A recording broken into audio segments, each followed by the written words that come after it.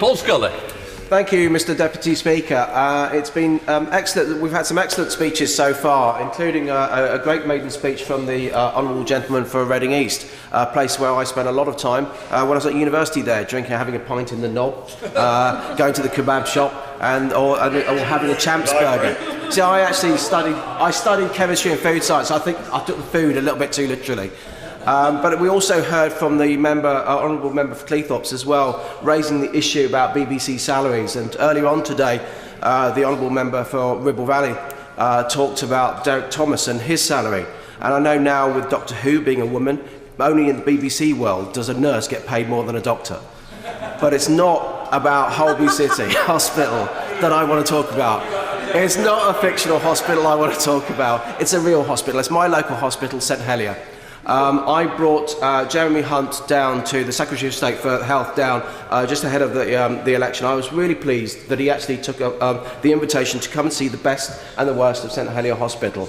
What he saw in terms of the best, he saw it's the best A&E in London in trying to achieve its targets. It's the fantastic work of the staff there, the award-winning fracture unit that it has there, and the multidisciplinary patient reviews that it does sets a really good example for other hospitals.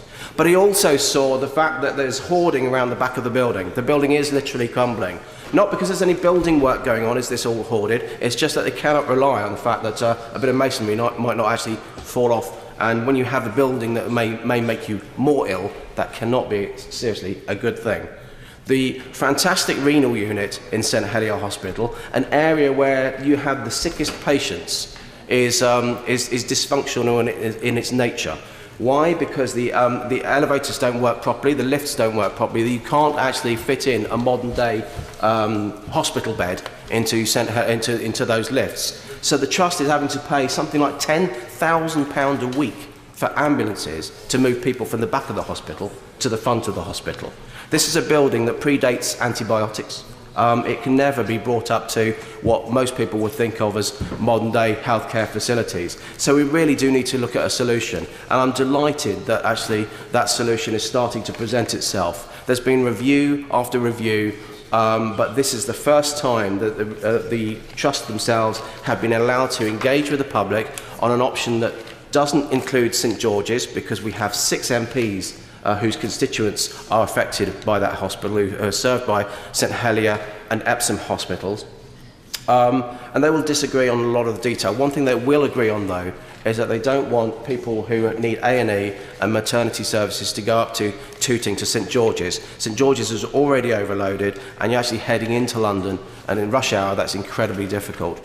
So the option is to build a specialist acute unit on one of the 3 sites that the Trust owns. That might be St Helier, it might be Epsom, it might be a co-located site with Royal Marsden, which will actually add extra benefits to the services that they provide there as well. And so what I'm going to be doing over the summer, apart from reacquainting myself with the family and trying to get a little bit of rest, is to actually go out back on the stump again and actually speaking to as many people as possible, because at this stage what we need is members of the public around Sutton to actually say to the NHS to support the Trust's vision, say, yes, we want that level of investment. It's going to cost between £300 and £400 million.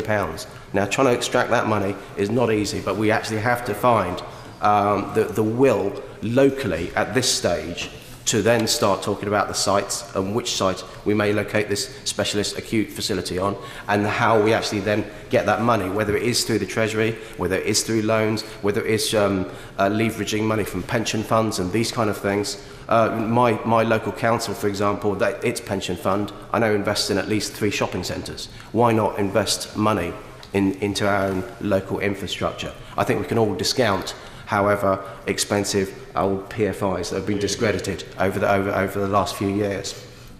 And so the Trust, in actually engaging with the public, what they have started to do, they ruled very little out, but what they have ruled out is really, really significant.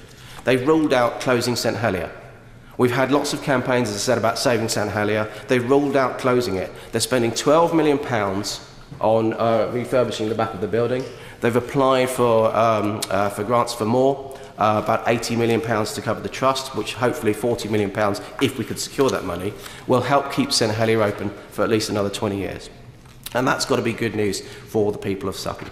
The second thing that they've actually ruled out is doing nothing. I've talked a little bit about the fact that the building is crumbling and the fact that we cannot bring this back up into any sense of modern facilities. So we will do I know the Trust will do what they can to make this hospital last, but we do have to do something for the constituents of Sutton, and the Borough of Sutton, the Borough of Merton and the surrounding areas as well. And also they ruled out the fact that building it on its own, on the land that it owns solely in Sutton Hospital site in Belmont, the old Sutton Hospital site in Belmont. That's because it's too small, which is why it actually is looking at co-locating with the Royal Marsden. And what that will actually do, the benefit of that, is it will actually add extra facilities for the Royal Marsden, who do some superb work in cancer treatment, but that having that acute facilities right on its doorstep has got to be good news for them.